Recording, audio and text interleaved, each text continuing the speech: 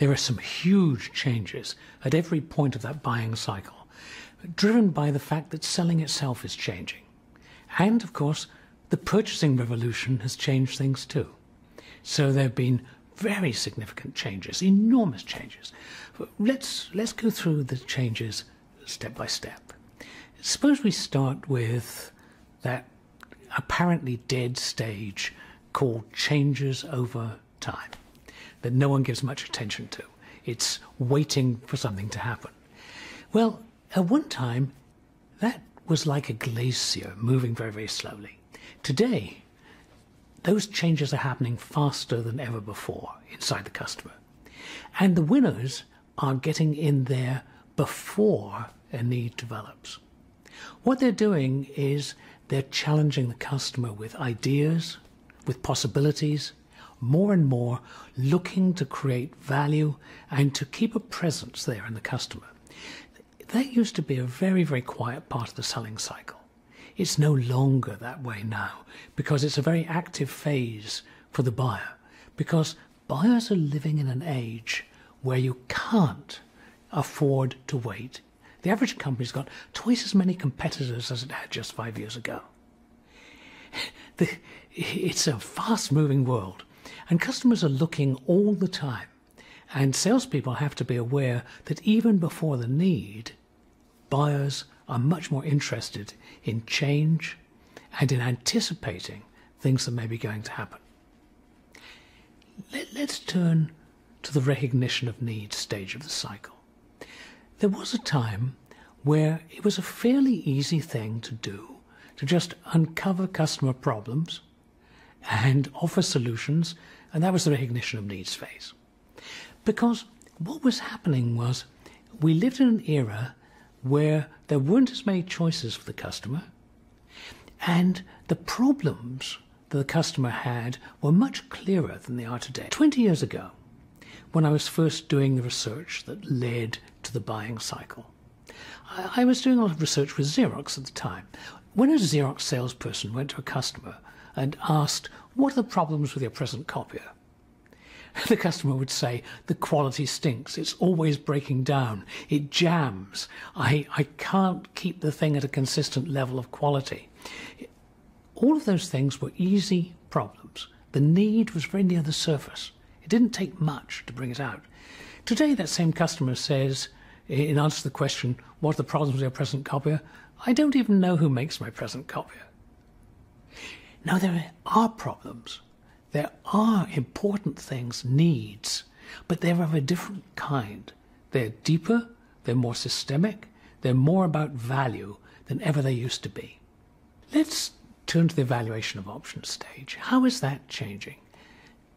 The kind of change that I see there is the customer has already done a lot of the comparison before ever a salesperson comes to talk to them.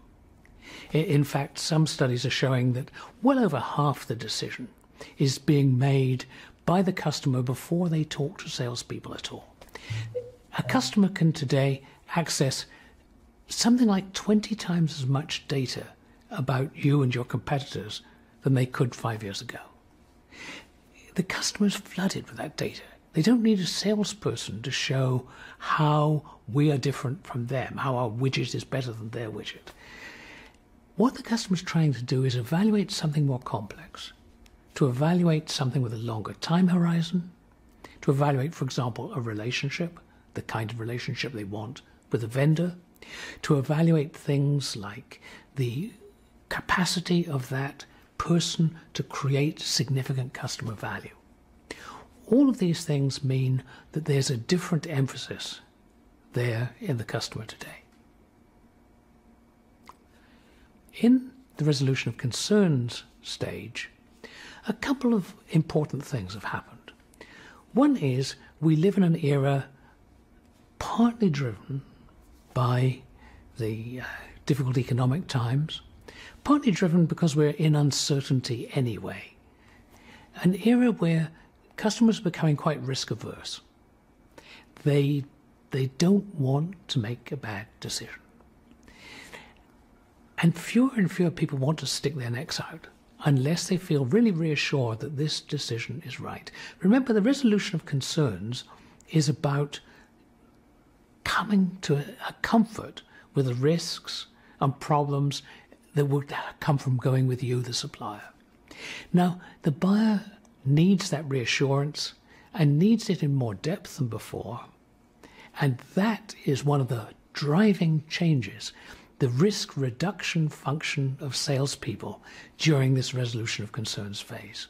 It's deeper, it's more complex, and it's more sophisticated than it used to be.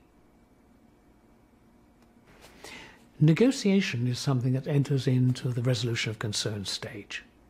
What's happening there is purchasing has become very sophisticated at negotiating in the kind of way where they're able to claw back very much more than ever they did before from their vendors, and the negotiating stage is an almost inevitable one. When I was doing the research, maybe 50 to 60% of complex long cycle sales had an element of negotiation just before the decision. Today, it's well over 90%. If you go back 15 years, and if you could see inside the customer's mind, what you would see there are concerns like the quality of what they're buying, the reliability of what they're buying. The price, of course, has always been a major issue. But those concerns have changed. Quality is a given. Reliability is a given. Everyone expects that you can perform and your competitors can perform. You become more of a commodity in that sense. So what the buyer's looking for there is not differences between products. They're looking very much more at differences between how they're being sold. Today, how you sell has become much more important than what you sell. The successful salesperson today is someone who creates customer value. They do that by their ideas, by their creativity, by their capacity to show customers things that the customer hadn't even realized were there.